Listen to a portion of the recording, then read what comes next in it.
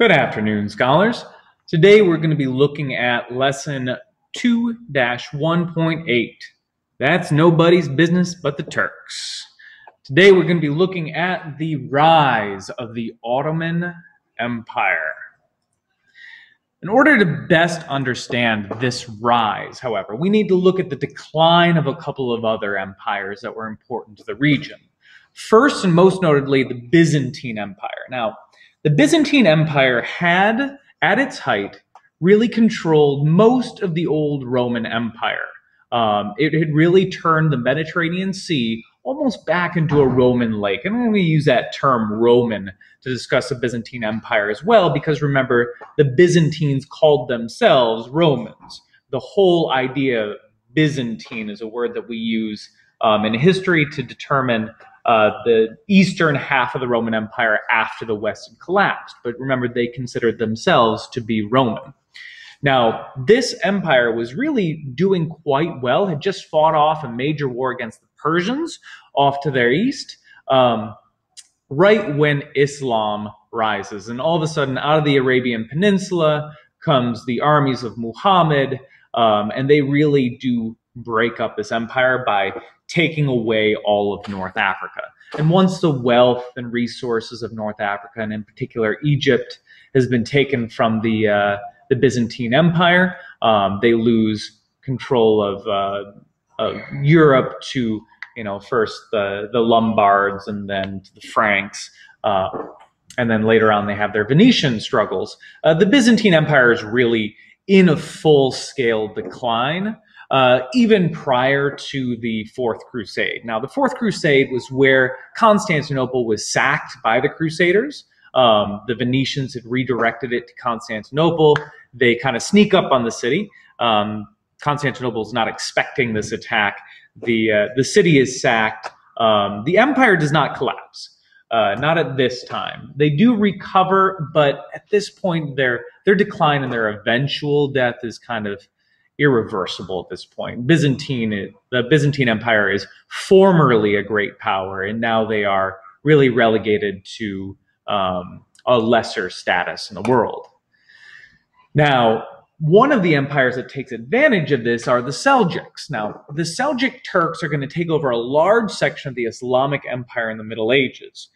Islam had expanded, it had expanded rapidly, but the Seljuk Turks were kind of able to take advantage of this. They're going to be the first non-Arabs to control large areas of this Arab-constructed Islamic Empire. The Seljuk Turks were themselves Muslim. They were just non-Arabs. And at their height, which was really during the First and Second Crusades, the Seljuks controlled a sizable portion of land.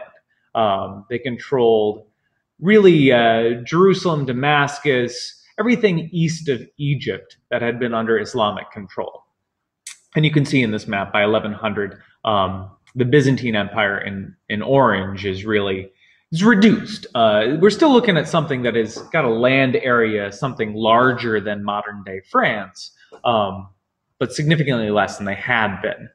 Now, these Seljuk Turks who were taking away a lot of this land were the main enemy of the Christians during the First Crusade. So when we study the Crusades, we're talking about fighting against the Seljuk Turks. But they themselves are going to decline when the Fatimid Empire gets a nice leader in the person of Suleiman the Magnificent. And he's going to push the Seljuks out of much of this territory. And really, the Seljuks are going to be reduced to holding a small area in Anatolia, this peninsula right up here. But some Seljuk power does remain. The Fatimids don't get it all. And the Seljuks are going to be nestled right in this area, right near the Byzantine Empire. And they're going to continue to have their struggles and their conflicts. Now, within the weakening of any power, you're going to have individuals who take advantage of that. And one such individual was this fella here, the handsome, the wonderful, the amazing Osman I. Osman himself was a Turk, and was a Turk living in Seljuk lands. But he's going to take advantage of Seljuk weakness and Seljuk conflicts, particularly against the Mongols, and he's going to rebel.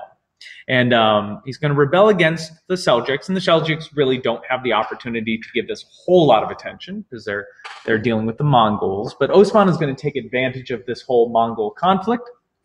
He's going to recruit heavily from amongst the Muslims who are fleeing this Mongol invasion of the Middle East. He's going to say, come to me. I don't particularly care your background. We're going to rally together. We're going to fight. We're going to create a homeland for ourselves. So Osman develops a following, which is mostly Turkic, but also some Arabs, almost entirely Muslim. And they are going to band together to protect their new homeland from whomever may threaten. They're going to oversee the final collapse of the Seljuks. They're going to be attacked by the Mongols, and they're going to resist that. And they're going to be attacked by the Byzantines, and they are also going to resist that. So Osman builds himself a nice little empire in Anatolia. Now, this nice little empire is going to expand. The descendants of Osman are going to, one, they're going to name the empire in his honor. Another name for Osman is Ottoman. And the Ottoman Empire is named in Osman's honor, so it is his empire. And they're going to quickly absorb and adapt the Mongol use of gunpowder in warfare.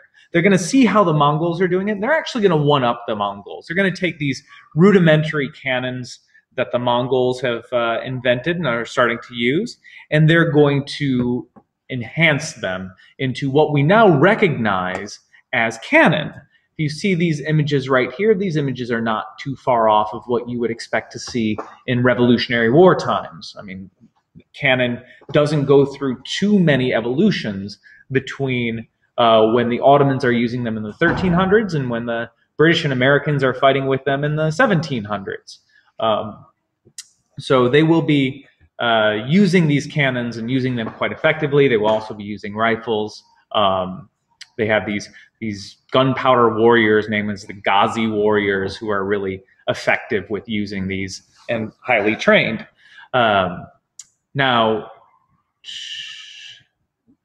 using gunpowder, they're going to quickly become a regional power. They're going to use it better than anybody else in the region. They're going to expand rapidly. They're going to do quite well with that. And by the 1300s, the Ottomans had made Constantinople their main goal. They really wanted to take on a major power. Now, Ottoman expansion is going to be hindered by Constantinople. Constantinople is located right here. It is one of the most defensible locations in the world. This is why, despite that sneak attack during the Fourth Crusade, the city had really held at this point for 1,000 years. It was a very strong city. And for over a century, the Byzantines are able to resist this. They lose control of almost their entire empire. They are really down to just Constantinople and the island, the Peloponnesian Peninsula out here. And the Ottomans are really just able to kind of take over everything else. They even bypass Constantinople to take over European territories.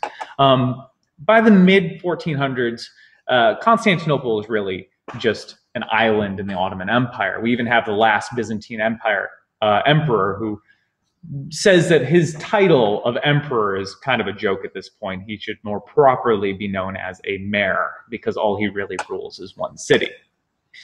Now, that one city itself is going to fall. 1453, the Ottoman Empire finally captures Constantinople. This marks the end of the Byzantine Empire, or what, once again, historians refer to as the Byzantine Empire because they themselves saw themselves as Roman.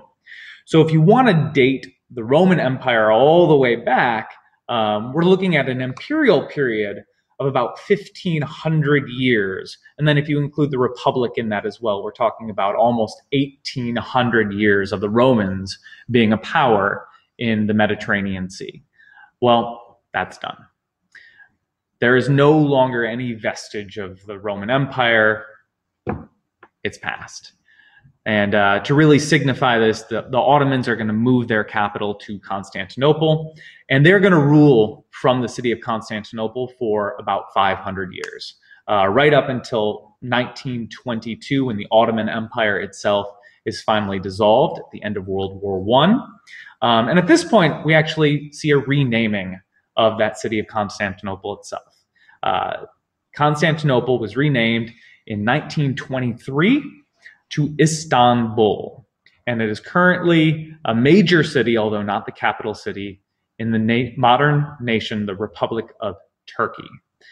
So that is how we get Istanbul from Constantinople, and that is a quick history of the collapse of the Byzantines and the rise of the first of our gunpowder empires, the Ottomans.